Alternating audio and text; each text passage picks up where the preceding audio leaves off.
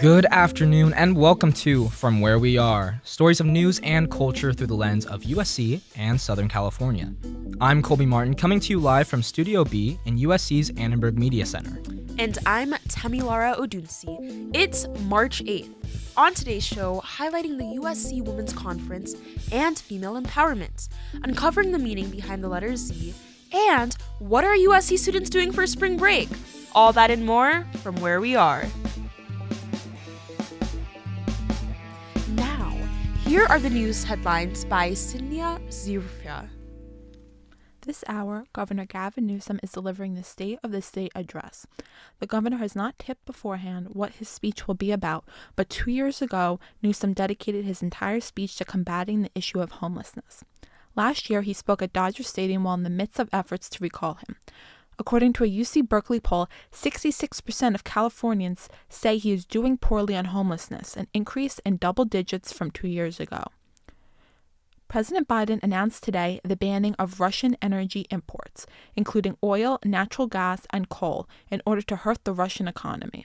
Already, Americans are noticing higher gas prices at home, and those commuting to work or their college may feel the financial strain more and more as they travel. McDonald's announced that they are temporarily closing down in Russia. There are approximately 847 McDonald's operating in Russia, generating 9% of the company's total revenue and providing 62,000 Russians with work, not including Russian suppliers and partners. McDonald's is the latest company to halt operations in Russia, joining the likes of Visa, MasterCard, Disney, and Sony. From Annenberg Media, I'm Sydney Zafira.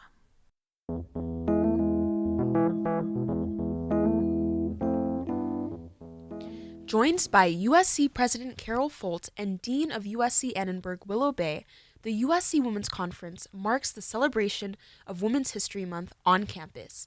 Lu Tian Wang has the story. For the first time in its history, USC Women's Conference went ahead both in person and virtually this year. Corey Welsh, a USC alumni who graduated in 2011 and helped plan this event as a part of the planning committee, said the event was to involve women globally. Basically, the purpose of the conference is to bring women together and build community psychological safety to learn from each other. So it was really important that we do it both virtually and on campus so that anyone who wants to attend could feel included or feel like they belong, because not everyone is able to travel. Not everyone is comfortable coming to an event in person because of the pandemic constraints. Not just for getting women together face to face. The conference, Welsh said, was an opportunity for women to share and extend knowledge in the community across the world. I think that one of the goals is for the conference to encourage women to tap into their Trojan network and get involved, both for themselves and their own, advantages of the community, but also to pay it forward because we have so much privilege from having attended USC. The conference is an opportunity to give back or get inspired to give back. All of the speakers at the conference have a background within the USC community.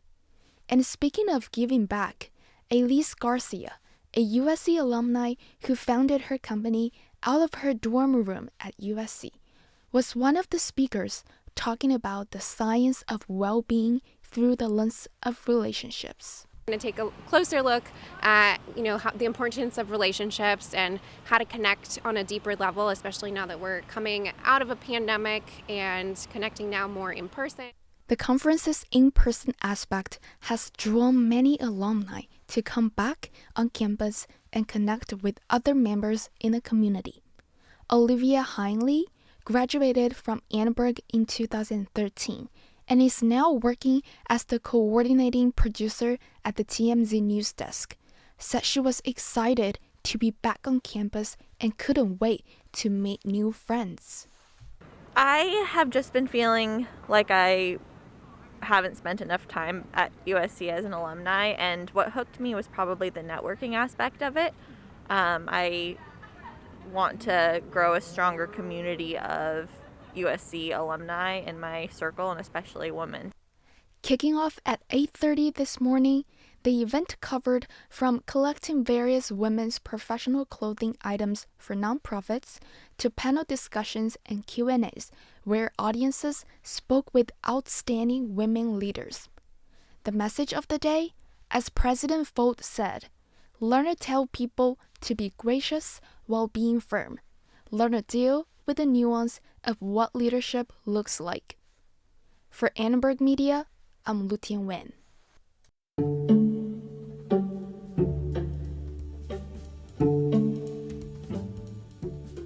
Much is still left to be known about an odd news symbol plaguing the newfound Russian front. Matthew Andrade has the story. In the midst of the Russian war against Ukraine, an ominous new symbol has come out of the Federation.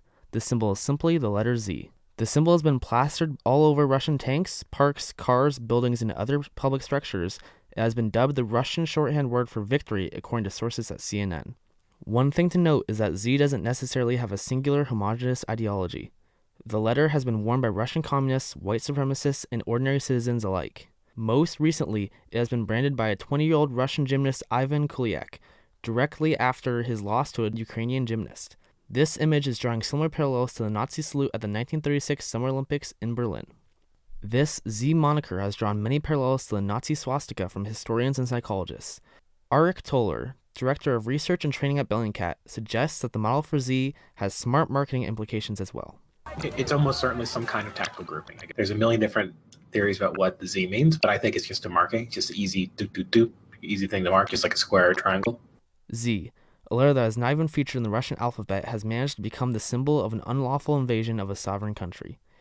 Even given its context of war, the letter has been donned in even darker context than what has previously been mentioned. For example, one image trending out of Russia in the city of Kazan this weekend showed terminally ill Russian children and their caregivers standing in this Z formation in the cold snow outside their hospice. A clear and dark propaganda effort. This war is still very much in its infant stage.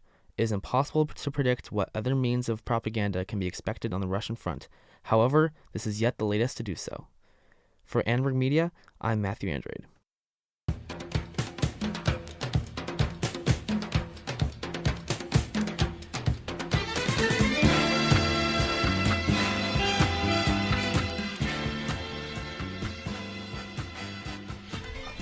This weekend kicks off spring break, and many are excited to be able to spend a week away from the lecture halls. After countless hours of studying and midterm preparation, spring break is exactly what USC students need. Students across campus are ready for a week of relaxation and fun.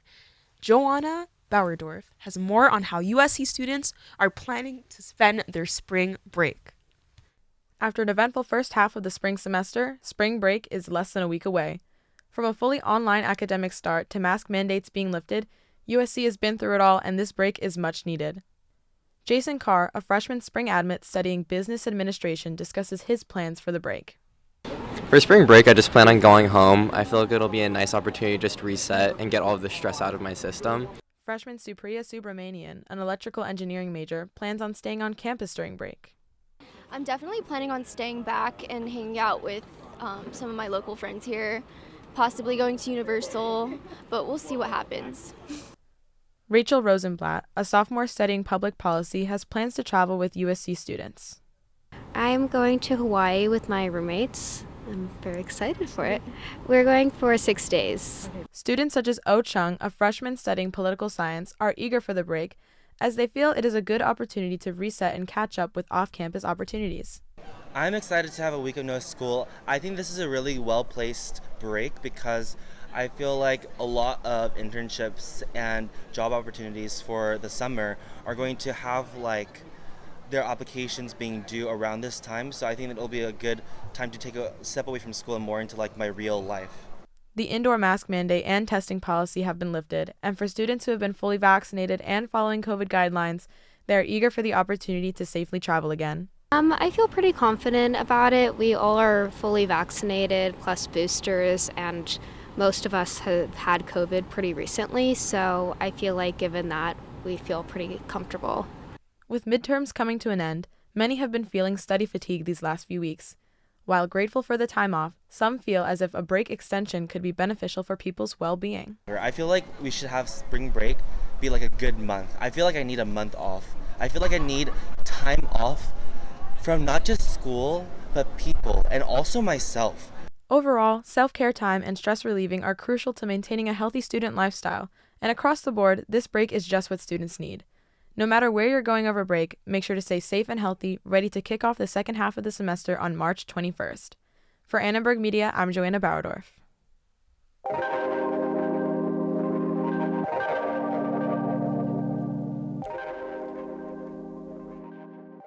President Biden has alleged plans to sign an executive order later this week on cryptocurrency. The order would assign several federal agencies to investigate crypto and make steps towards its regulations. With us is Chris Opsina, a senior majoring in mechanical engineering, to discuss its implications. Chris, thank you so much for dropping by. Thank you guys for having me. What is one of the biggest concerns with cryptocurrency? Is that it could be used to get around sanctions. This is especially relevant now as Russia has become the most sanctioned nation in the world due to its invasion of Ukraine. Will Russia be able to avoid sanctions using cryptocurrency?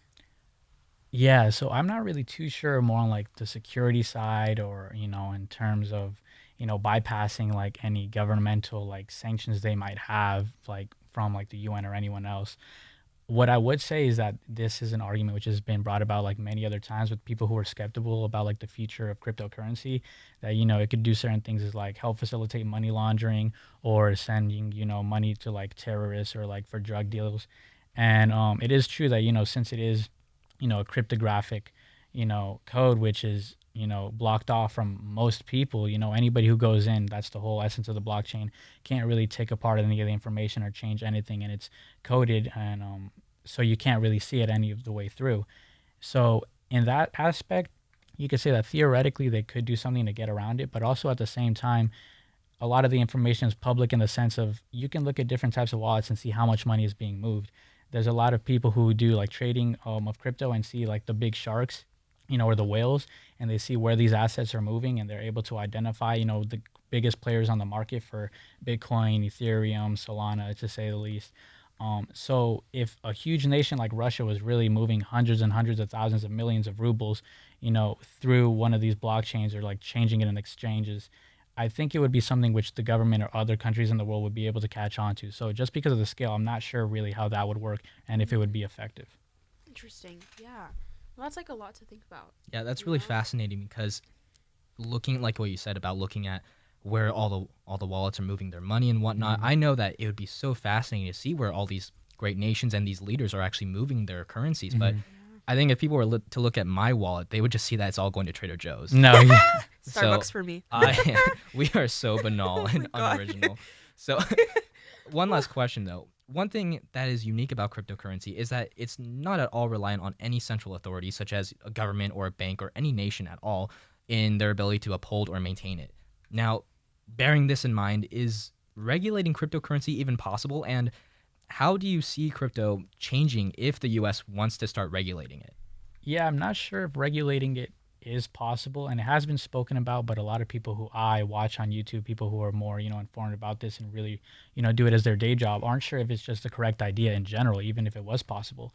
There's a lot of other countries which are facilitating the use of crypto, and it's allowing their citizens to really like make different moves, in order to really lift themselves out of, like poverty or the middle class, and it's really allowing lots of countries like, I believe El Salvador is investing in the Bitcoin. And you can listen to the rest of the interview on the Annenberg Media website. Derek Renfro composed our theme music, and that's all the time we have for today. I'm Colby Martin. And I'm Tamilara Odunsi. From all of us at Annenberg Radio, wherever you are, we'll hope you'll join us again for From Where We Are. Woo!